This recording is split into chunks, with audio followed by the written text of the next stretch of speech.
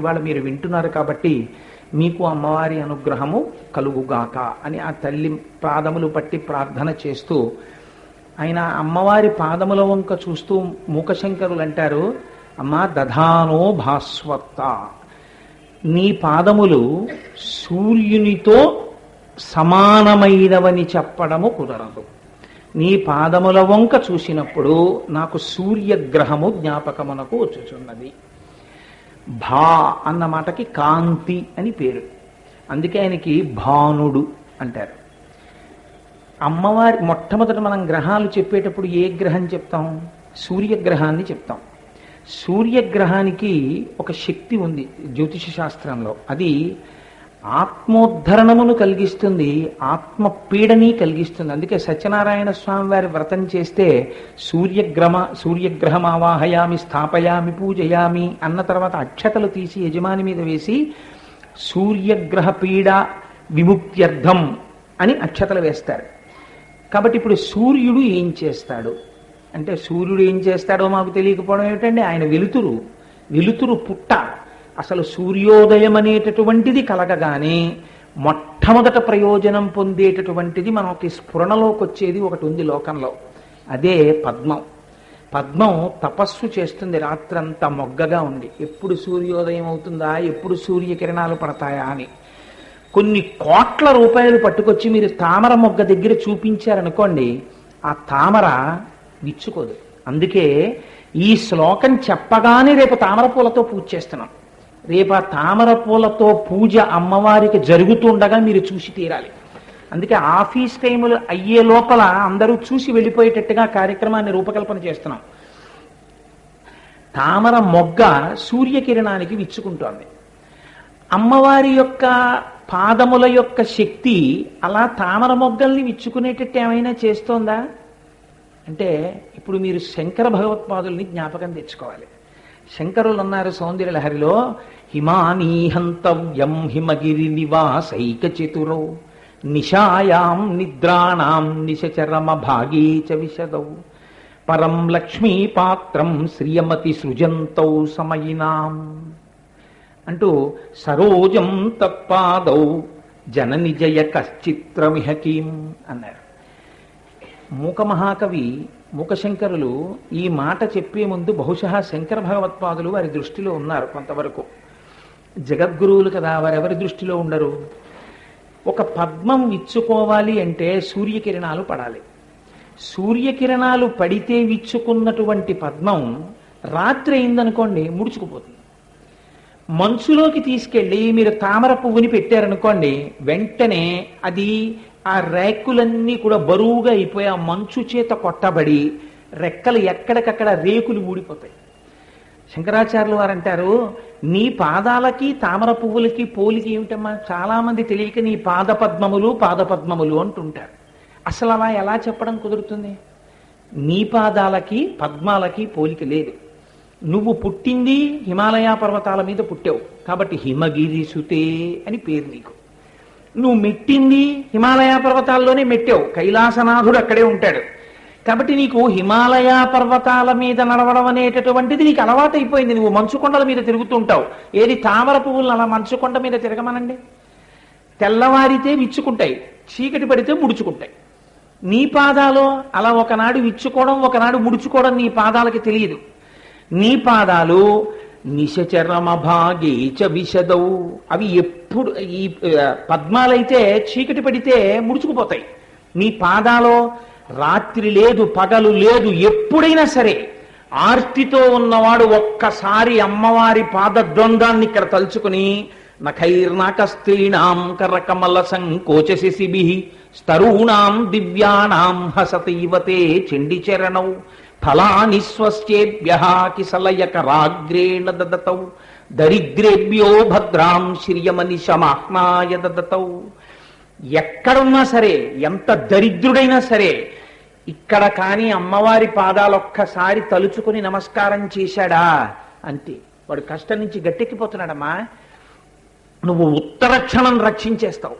నీ కంటి చూపు చేత రక్షించగలిగినటువంటి దానివి. నువ్వు రావక్కర్లేదు, నేను రక్షిస్తాను స్మా అని నువ్వు ఏమీ ముద్ర పట్టక్కర్లేదు.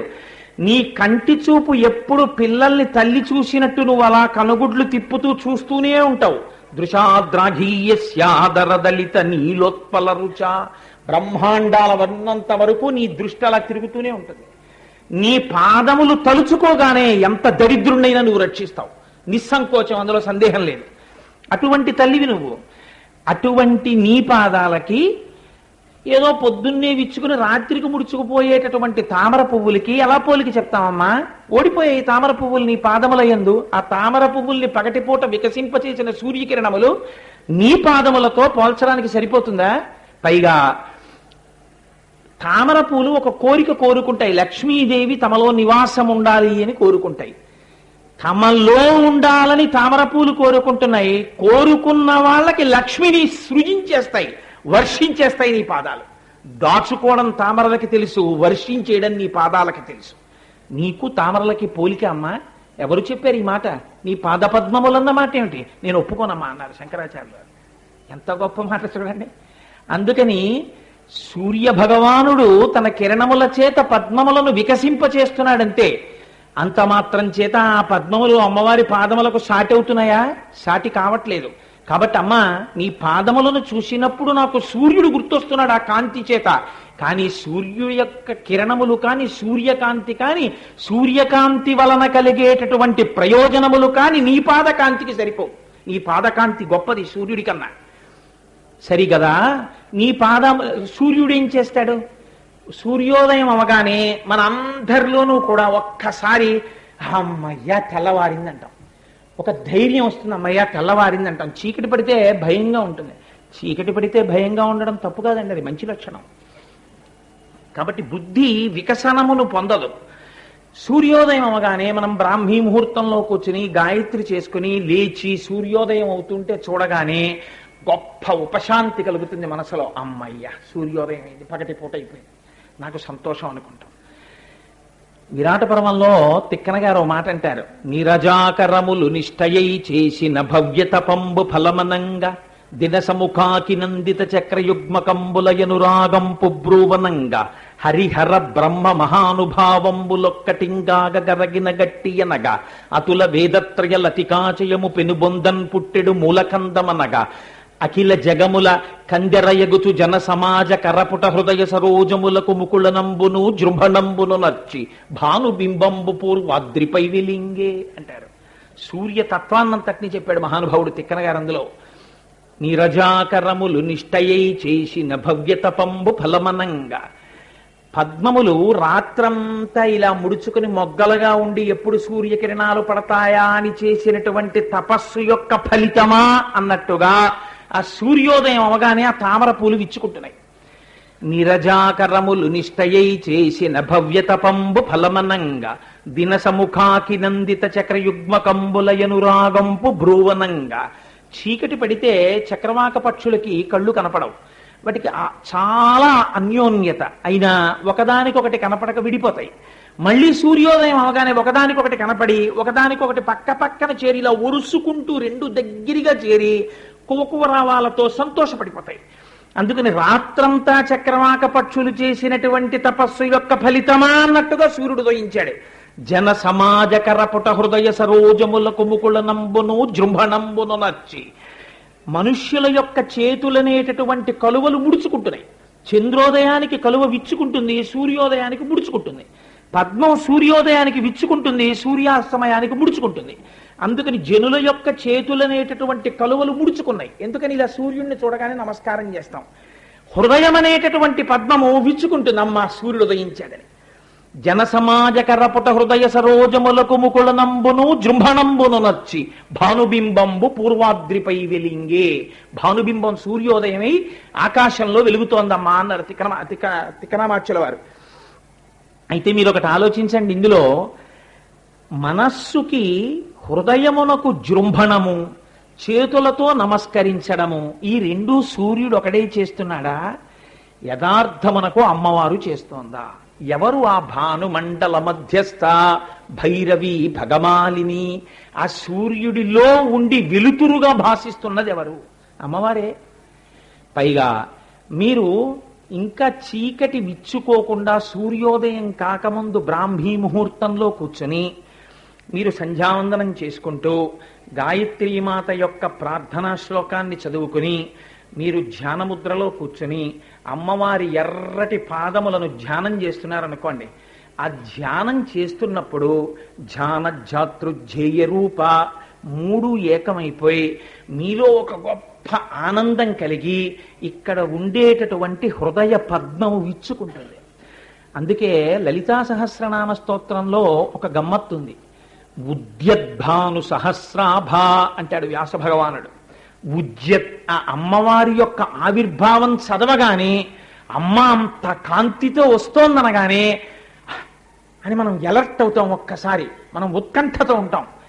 కాబట్టి అమ్మ అసలు జనుల యొక్క హృదయములందు ఆ వికసన తత్వమును కల్పించగలిగినటువంటి శక్తి నీయందుంది.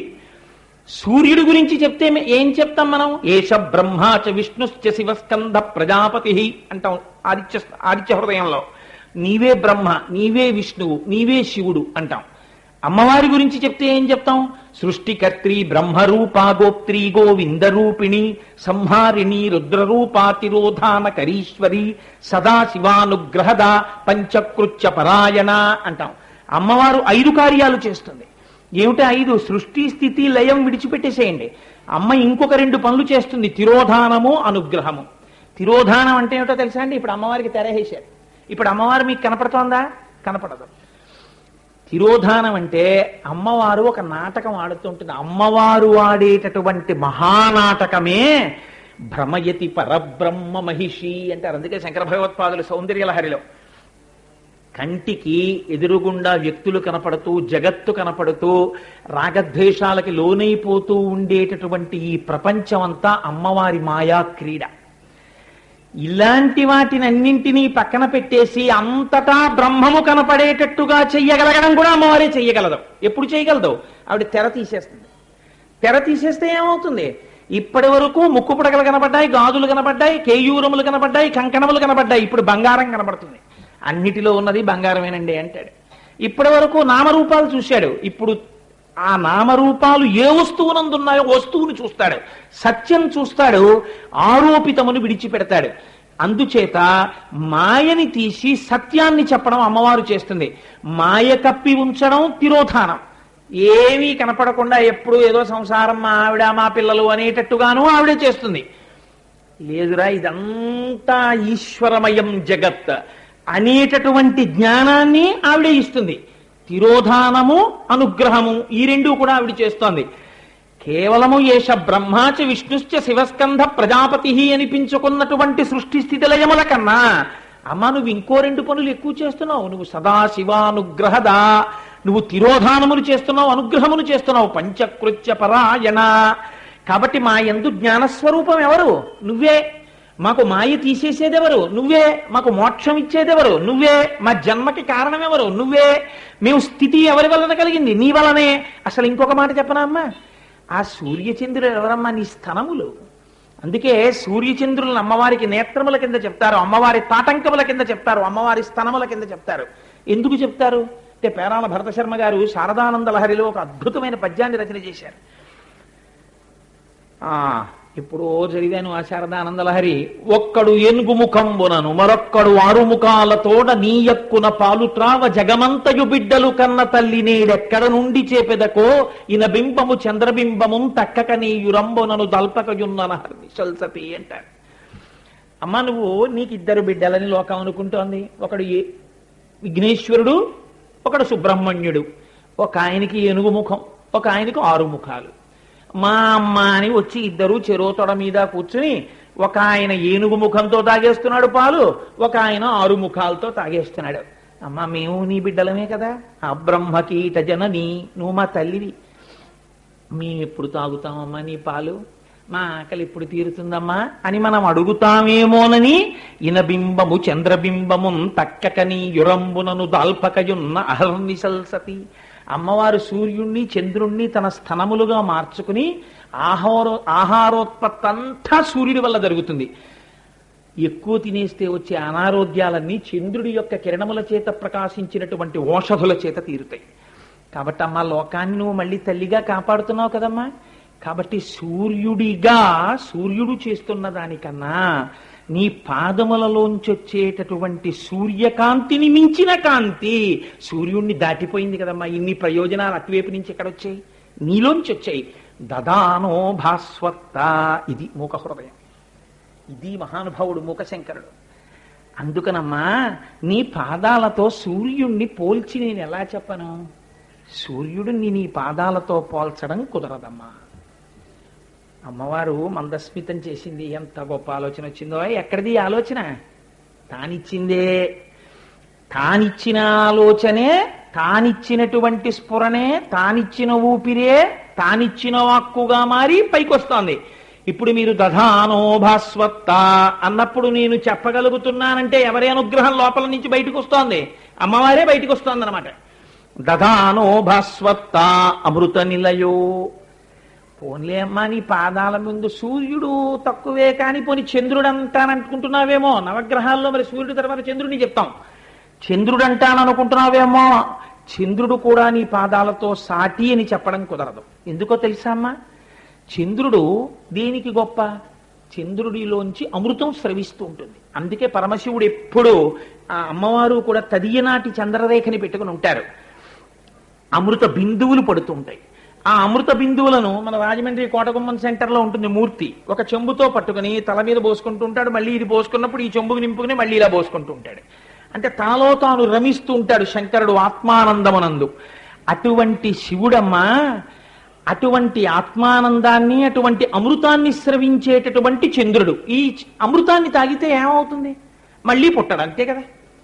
అమృతం తాగాలని ఎందుకు అనుకున్నారు? మళ్ళీ పుట్టవలసిన అవసరం ఉండదు కాబట్టి. ఇంకా ఇదే ఆఖరి చావు కాబట్టి, ఇదే ఆఖరిసారి శరీరాన్ని విడిచిపెట్టడం. ఇక మళ్ళీ శరీరం విడిచిపెట్టడం అన్నది ఉండదు. ఎందుకు ఉండదు? ఇంకోసారి శరీరం పుచ్చుకోడు కాబట్టి. అది అమృతం తాగడం అంటే. కాబట్టి దేవతలందరూ ఏమన్నారు? మేము అమృతం తాగుతాం అన్నారు. అమ్మా నేను మాట అడుగుతాను, నువ్వు నిజంగా చెప్పు. శంకరులు అంటారు సౌందర్యలహరిలో, సుధామప్యాస్వాద్య ప్రతిభయ జరా మృత్యుహరిణి విపద్యంతే విశ్వే విధిశతమఖముఖాద్యాది విషద కరాళం జక్ష్వేళం కబళతవత కాలకలన నశంభోస్తన్మూలం తవ జనని తాటంక మహిమ. ఏది ఆ పాల సముద్రాన్ని చిలికి అమృతం వచ్చినప్పుడు అమృతం తాగి మేమందరం ఇంకా చావు లేకుండా ఉండిపోతామనుకున్న వాళ్ళల్లో ఎంతమంది చావు లేకుండా మిగిలిపోయిన వాళ్ళు ఉన్నారమ్మా? అందరూ వెళ్ళిపోయారు. ఏరి బ్రహ్మగారేరి? ఆ బ్రహ్మగారు వెళ్ళిపోయారు. ఆ దేవతలేరి? వెళ్ళిపోయారు. యుగం మారిపోయింది, కొత్త దేవతలు వచ్చేశారు. చచ్చిపోతామేమోనని ఎవరూ తాగందేమిటి? హాలాహలం ఒకటే, మాకు అక్కర్లేదన్నారు. అది పుచ్చుకున్నవాడు ఒక్కడే ఉన్నాడు. ఎవరున్నారు? మీ ఆయన ఉన్నాడు. అమ్మా మరి ఆయన హాలాహలం పుచ్చుకుంటే ఆయనకి ప్రమాదం ఎందుకు రాలేదమ్మా? తవ జనని తాటంక మహిమ. నీ తాటంకముల గొప్పతనం అమ్మా. తాటంకములు ఐదోతనాన్ని సూచిస్తాయి. సూర్యచంద్రులు ఇద్దరూ నీకు తాటంకములుగా ఉంటే హాలాహలం దాగేసిన మీ ఆయనకి ప్రమాదం ఎందుకు వస్తుందమ్మా? అందుకని రాలేదు. నీ ఐదోతనం అంత గొప్పది. అందుకని శంకరుడు హాలాహలం తాగాడంటే ఆయన గొప్ప, నీ తాటంకాల గొప్పమ్మా అన్నారు శంకర భగవత్పాదులు. అలా చంద్రుడిలోంచి అమృతం వస్తుందని తాగిన వాళ్ళందరూ బ్రతికిపోయారా అంటే మనం చెప్పలేం. కానీ అమ్మవారి పాదముల వంక చూసి నకధీదితి సంచన్నన మజ్జన తమోగుణ, అమ్మవారి అవయవాలన్నిటినీ నువ్వెక్కడ చూసి ఉపాసన చేస్తావురా? అలా చెయ్యలేవు. కనీసం అమ్మవారి కాలి బొటనవేలి గోటి యొక్క చివరి నుంచి వచ్చేటటువంటి తెల్లని కాంతి నీకెప్పుడైనా ధ్యానమనందో దర్శనమైతే జన్మ జన్మాంతరముల నుండి నిన్ను వెంటాడుతున్నటువంటి చీకటనబడే తమోగుణం విరిగిపోతుంది. అంత గొప్పది అమ్మవారి యొక్క గోటి కాంతి. అటువంటి తల్లివి కదా. నీ పాదములను నమ్మినటువంటి వాళ్ళు, నీ పాదాలని స్తోత్రం చేసిన వాళ్ళు మళ్ళీ పుట్టడం అన్నది ఎక్కడుందమ్మా? ఇంకా లేదు. వాళ్ళు అజరామరం అయిపోయారు. వాళ్ళు అజరామరం అయిపోవడం కాదు, వాళ్ళ నోటి నుంచి వచ్చిన మాటలు అమృతధారలైపోయాయి. అమృతధారలై తర్వాత తర్వాత తర్వాత తర్వాత వచ్చినటువంటి కొన్ని వేల తరాల్ని గట్టెక్కించేశాయి. ఎందుకు గట్టెక్కించాయి? నీ పాదములను చూసి వాళ్ళు చేసినటువంటి స్తోత్రములు వాళ్ళ తర్వాత కూడా అమృతత్వాన్ని ఇప్పించే శిష్యులకి. అమృతం తాగిన వాళ్ళు పొందారేమో, కొన్నాళ్ళు పోయిన తర్వాత శరీరాలు వదిలిపెట్టారు తప్ప వాళ్ళు ఆ తర్వాత వాళ్ళను ధరించిందేది? అమ్మ నీ పాదములు గొప్పవా, అందులో ఉన్న అమృతత్వము గొప్పదా, లేకపోతే చంద్రుడు గొప్పవాడా? చంద్రుడు గొప్పవాడేమిటమ్మా? చంద్రుడు గొప్పవాడని నేను అన్నాను. నీ పాదముల యొక్క చల్లతనం, నీ పాదములలోంచి వచ్చేటటువంటి అమృతం, అది గొప్పదమ్మా. అందుకని చంద్రుడు నీ పాదముల ముందు సాటిరాడు. చంద్రుడు అమ్మవారి దగ్గర ఎంత గొప్ప భక్తుడు. మనుశ్చంద్ర కుబేరస్యలోపాముద్రాచమన్మద అగస్తీరగ్ని సూర్యశ్చ ఇంద్రస్కంధ శివస్తథ క్రోధ భక్తారకో దేవ్యా ద్వాదశామి ఉపాసకా అని 12 మంది అమ్మవారి ఉపాసకులు. ఎంత చంద్రుడు గొప్పవాడైనా అమ్మవారి విషయంలో ఎన్ని మాటలు ఎన్ని రకాలుగా వ్యాసుల వారి చేతిలో శంకరుల చేతిలో పక్కబెట్టేశారు. శంకరాచార్యులు వారైతే అసలు నిజంగా ఎన్ని ఊహలు చేసేశారో ఆ చంద్రుడిని అడ్డుపెట్టి. నాకు ఆనందం ఆగట్లేదు, ఒక 2 శ్లోకాలు చెప్పేస్తాను, జ్ఞాపకం ఉంటే బయటకు వస్తాయి. స్మిత జ్యోత్స్నాజాలం తవ వదన చంద్రస్య పిబతాం చకోరాణామాసీమతి రసతయా చెంచుజడిమా అతస్తే సీతాంశో అమృతలహరి ఆమ్ల రుచయా పిబంతి స్వచ్ఛందం నిశ నిశ భృశం కాంచికధియా అన్నారు. ఈ చకోర పక్షులకి ఒక అలవాటు ఉంటుంది. అవి రాత్రి వేళల్లో చంద్రుడి నుంచి వచ్చేటటువంటి వెన్నెల తిని బతుకుతాయి. అదో విచిత్రమైన అలవాటు వాటికి. శంకరాచార్యులు వారు అన్నారు, అమ్మా అసలు ఈ చకోర పక్షులు చంద్రుడి నుంచి వచ్చేటటువంటి కాంతిని ఎందుకు తిని బతుకుతాయో తెలుసా? అందరూ అంటారు, అబ్బో ఎంత గొప్పవో, చక్క వాటికి ఏ అన్నం అక్కర్లేదు, కూర అక్కర్లేదు, పచ్చడి అక్కర్లేదు, చంద్రకిరణాలు తింటాయంటారు. అసలు రహస్యం నాకు తెలుసమ్మా అన్నారు శంకర్లు. ఏమిటో శంకరా అంది అమ్మవారు. అంటే శంకర్లు అన్నారు, అమ్మ చంద్రుడికి నీ ముఖానికి పోలిక చెప్తూ ఉంటారు కదా, అందుకని చకోర పక్షులన్నీ ఒకసారి నీ ముఖం చూద్దామని వచ్చాయి. వస్తే నీ ముఖం చూసేటప్పటికీ వాళ్ళ వ్యాస భగవానుడు చేసినటువంటి స్తోత్రం వాటికి జ్ఞాపకానికి వచ్చింది. అమ్మవారి ముఖ చంద్ర కళంకాభం మృగనాభి విశేషక అని అమ్మవారి ముఖం చంద్రబింబంలా ఉంటుంది, అందులో మత్స బొట్టులా ఉంటుంది. ఇది జ్ఞాపకానికి వచ్చి అవి నీ ముఖం వంక చూసాయి. నీ ముఖంలోంచి వస్తున్నటువంటి కాంతి వంక చూసి, మనకు అలవాటే కదా చంద్రుల్లోంచి వచ్చే కాంతి మనం తాగుతూ ఉంటాం కదా, అలాగే ఇక్కడ కాంతి వస్తోంది, ఇది చంద్రుడితో పోల్చారు కదా, ఇది మనం తాగుదామని గుటుక్కుని తాగేసాయి కాస్త కాంతిని. తాగేసేటప్పటికి ఏమైందో తెలుసా అమ్మా? అమృతం లాంటి అమృతాన్ని మించిపోయినటువంటి పదార్థాన్ని తాగేశారనుకోండి, నోరంతా తీపికి ఇంకేం రుచి తెలియదు. ఆ తర్వాత భార్య పట్టుకొచ్చి కాఫీ ఇచ్చింది అనుకోండి, తాగండి అని. అంతకుముందు ఆయన మంచి పాయసం తాగేశాడు, ఇప్పుడు ఆ కాఫీ రుచి తెలియదు, పంచదార వేయలేదే అంటాడు. అంటే ఆవిడంటుంది, నేను పంచదార వేయకపోవడం కాదు, మీరు పాయసం తాగారు, మీకు రుచి తెలియట్లేదు అంటుంది. ఇప్పుడు కాఫీ రుచి తెలియడానికి ఆయన ఏం చేస్తాడు? ఓ ఉప్పు కణికోటి తీసుకొచ్చి నోట్లో వేసుకుని మింగుతాడు. అలా అమ్మా నీ ముఖంలోంచి వచ్చేటటువంటి కాంతిని తాగినటువంటి చకోర పక్షులు ఆ నోటికి పట్టేసినటువంటి తీపి విరగడానికి చంద్రుడి నుంచి వచ్చేటటువంటి కిరణములనే పుల్లగంజి తాగాయమ్మా అన్నారు. తప్ప చంద్రకిరణాలకి నీకు పోలికేమిటమ్మా అన్నారు. అక్కడతో వదిలిపెట్టే లేదు. కళంక కస్తూరీ రజనికర బింబం జలమయం కళాభికర్పూరైర్మరకతమరండం నిబిడితం అతస్త్వద్భోగేన ప్రతిదినమిదం రిక్తకుహరం విధిర్భూయో భూయో నిబిడయతి నూనం సునంతవ కృతే. ఏంటో అమ్మా జనులు తెలియక ఆకాశంలో చంద్రుడున్నాడు, శుక్లపక్షంలో పెరుగుతాడు, కృష్ణపక్షంలో తగ్గుతాడు అని ఇన్ని మాటలు చెప్తారు. పాపం వాళ్ళకి తెలియదమ్మా, అసలు సంగతి నాకు తెలుసు. చంద్రుడు ఏమిటమ్మా? అసలు చంద్రుడు అన్నవాడు ఎవడు లేడు ఆకాశంలో. అది తెలియక అలా చెప్తున్నారు. అది ఏమిటో తెలుసా? నీ టాయిలెట్ బాక్స్. అది గరుడమణి పూసల పెట్టెతో చేశారు, అది గరుడమణి పూసలతో చేశారు. గరుడమణులతో చేస్తే ఏమవుతుందంటే లోపల ఉన్న పదార్థం కనపడుతూ ఉంటుంది. చంద్రుల్లో ఓ మత్స అంటుంటారు, అది ఏమిటో తెలుసా అమ్మా? మత్స కాదు, నువ్వు బొట్టు పెట్టుకుంటుంటావు కస్తూరి తీసి. నీ పెద్ద కొడుకు కదా మరి చతుర్ముఖ బ్రహ్మగారు, అమ్మకి కావలసిన సామానంతా పెట్టాలని నువ్వు స్నానం చేయడానికి పన్నీరు, నువ్వు రాసుకోవడానికి అంగరాగాలు, అమ్మవారు ఎలా పుచ్చుకుంటుందో అలా మనం రేపు 2-3 రోజుల్లో ఇక్కడ సువాసిని పూజ చేస్తాం. అమ్మవారికి ఎలా జరుగుతుందో అలా ఇక్కడ చేస్తాం. చుద్దురుగా ఇది చూస్తే చాలు తరించిపోతారు. అందులో అన్నిటికన్నా గొప్పది ఏమిటో తెలుసా అండి? జడకి తాడు కట్టాలి. అది ఆ జడకి తాడు కట్టిన వాళ్ళు ఎవరుంటారో వాళ్ళు ఎన్ని కోట్ల జన్మలెత్తినా అమ్మవారికి మహాభక్తులై పసుపు కుంకాలతో పిల్లా పాపలతో 3 తరాలు చూసి భర్త యొక్క వైభవానికి కారణమైనటువంటి గొప్ప సతీమణులు అవుతారు. అది మర్చిపోయినట్టున్నాం గోపాలకృష్ణ స్వామి, మీరు జ్ఞాపకం పెట్టుకోండి. జడతాడులోటి తెప్పించాలి మనం సువాసిని పూజలకి. కాబట్టి ఆ శంకర భగవత్పాదులు అంటారు, అమ్మ ఆ చంద్రుడు నీ టాయిలెట్ బాక్స్ అమ్మా. పాపం బ్రహ్మగారు ఏం చేస్తారంటే, మా అమ్మ బొట్టెట్టుకోవాలి కదా అని ఇంత కస్తూరి తీసుకొచ్చి అందులో పెట్టాడు. అదే నల్ల మచ్చలా కనపడుతోంది. ట్రాన్స్పరెంట్ బాక్స్ కదా అది, గరుడమణి పూసలా పెట్టే, లోపలున్నవి కనపడుతూ ఉంటాయి. లోపలున్న కస్తూరి కనపడుతోంది, అది నల్ల బొట్టు అనుకుంటున్నారు అందరూ. అది కస్తూరి, అమ్మవారు పెట్టుకునే బొట్టు. అందులో ఏదో జలం ఉన్నట్టుగా ఉంటుంది, అది అమ్మవారు స్నానం చేసే పన్నీరు, అమ్మవారు రూసుకునే అంగరాగాలు, ఇవన్నీ అందులో పెట్టి చతుర్ముఖ బ్రహ్మగారు అక్కడ పెడతారు. అమ్మవారు ఏం చేస్తుందంటే మళ్ళీ తెల్లవారేటప్పటికి కొంత పన్నీరు స్నానం చేసేస్తుంది, కొంత కస్తూరి తీసుకుంటుంది, బొట్టు పెట్టేసుకుంటుంది. కస్తూరి తిలకంచితెందు విలసత్ ప్రోద్భాసి పాలస్థలీం కర్పూర ద్రవమిశ్ర చూర్ణ కపురా మోదోల్ల సద్దీటికాం లోలాపంగ తరంగ తైరిచి కృపాసారైర్నతానందినీం శ్రీశైలస్థలమాసినీం భగవతీం శ్రీమాతరం భావయే. సుప్రభాతంలో చదువుతున్నాం కదా, అందుకే సుప్రభాతం అంత గొప్పది. అమ్మవారు కస్తూరి బొట్టు పెట్టుకుని ఉంటుంది. శంకరుడు ఎన్ని మాటలు కనపడితే ఆవిడ ఎంత మహాపతివ్రత అంటే అన్ని మాటలు మోకాళ్ల మీద వంగి తన లలాటమనందున్న కస్తూరి బొట్టు శంకరుడి పాదాల మీద ముద్రపడేటట్టుగా నమస్కారం పెడుతుంది. శంకరాచార్యులు వారు అన్నారు, అమ్మా నీ అవయవాలన్నీ నునిపే కానీ మోకాళ్ళు గరుకమ్మా అన్నారు. ఎందుకో తెలుసా, అస్తమానం శంకరుడికి మోకాళ్ల మీద నమస్కారాలు ఎట్టి నీ మోకాళ్ళు గొరికిపోయాయమ్మా అన్నారు. అలాగే తగిలేయేమో ఇవాళ అభిషేకం చేస్తున్నప్పుడు పసుపు రాస్తుంటే నాకు. అందుకని అమ్మా ఆ చంద్రుడున్నాడే, అందులో నువ్వు వాడుకునేటటువంటి పరిమళ ద్రవ్యాలన్నీ అందులో పోసి అక్కడ పెట్టారు బ్రహ్మగారు.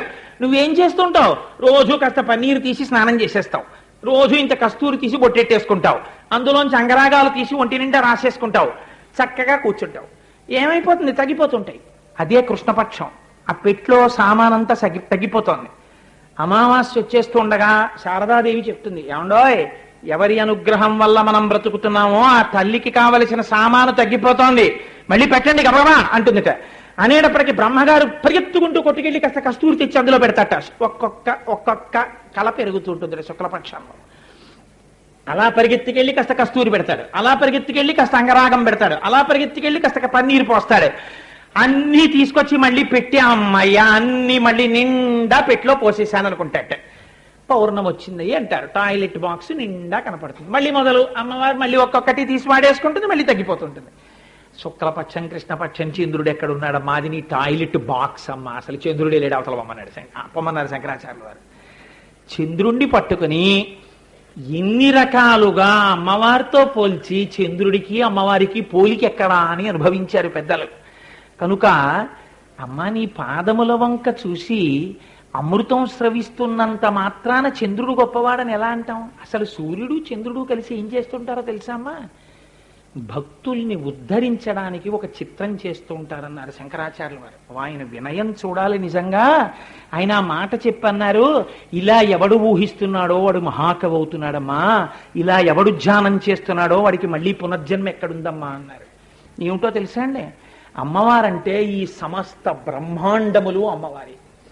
ఇంత బ్రహ్మాండములైపోయిన తల్లి తల ఎంత పెద్ద తల ఉంటుంది, ఇంత పెద్ద తలకి కిరీటం ఎక్కడి నుంచి వస్తుంది అంటే శంకర భగవత్పాదులు అన్నారు, గతైర్మాణిక్యత్వం గగనమణిభి సాంద్రఘటితై అన్నారు.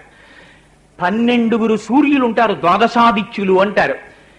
అమ్మా ఈ ఆకాశం అంతా కలిపి నీకు కిరీటంగా పెట్టుకున్నావు, దానికి మణులు ఉండాలి కదా మరి. అందుకని ద్వాదశాదిత్యుల్ని తీసుకొచ్చి ఆ కిరీటానికి మణుల కింద పెట్టారు. ఇప్పుడు ఈ ద్వాదశాదిత్యులు అమ్మవారి కిరీటంలో మణులు కాబట్టి అందులోంచి కిరణములు పైకొస్తుంటాయి, డాజిలింగ్ అని. ఆ వస్తున్న కిరణములు పైన తదియనాటి చంద్రరేఖ, ఒకటి సన్నటి చంద్రరేఖ ఉంటుంది. ఇప్పుడు ఆ చంద్రరేఖ ఉట్టినే ఉంటుందా? సన్నగా ఉన్న చంద్రరేఖ మించి దీన్ని ఎవరు ధ్యానంలో వింటున్నప్పుడు ఒక్కసారి దర్శనం అవుతోందో అటువంటి వారికి ఉత్తరోత్తర జన్మల యందు మహాకవులు అవుతారని ప్రతీతి. ఆ చంద్రరేఖలోంచి అమృత బిందువులు చుక్క చుక్క చుక్క చుక్క పడుతుంటాయి. అప్పుడప్పుడు ఒక్కొక్క బిందువు పడుతుంటుంది, సన్నటి రేఖ కాబట్టి. ఆ బిందువు పడుతుంటే ద్వాదశాదిత్యులు కిరీటంలో మణులుగా ఉన్నారు కదా, ఇందులోంచి ఓ ఇలా వెడుతుంటాయి కిరణాలు. ఈ పైనుంచో అమృతపు బొట్టిలా కింద పడుతుంది. వాన బిందువులోకి సూర్యకిరణం ప్రవేశించింది అనుకోండి, మనం చిన్నప్పుడు చదువుకున్నాం, ఏమవుతుంది, ఆకాశంలో ఇంద్రధనస్సు ఏర్పడుతుంది. విబ్జియార్ 7 రంగులతోటి. అమృత బిందువు కింద పడుతున్నప్పుడు ఈ ద్వాదశాదిత్యుల్లోంచి వెళ్ళినటువంటి ఒక సూర్యకిరణం ఆ అమృత బిందువుని తాకింది. తాకగానే ఒక పెద్ద ఇంద్రధనస్సు పడింది. ఇప్పుడు ఆ ఇంద్రధనస్సు ఎక్కడ పడాలి? అమ్మవారి కిరీటం మీద పడాలి. ఇప్పుడమ్మా నీ కిరీటం వంక చూస్తే మణులు ఒకటే కనపట్టలేదు, 7 రంగులు కనపడుతున్నాయి. అవి ఎందుకు కనపడుతున్నాయో తెలుసా?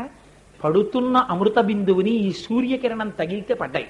ఏ చిత్రకారుడైనా మణులను గీయగలడు, చంద్రరేఖని గీయగలడు.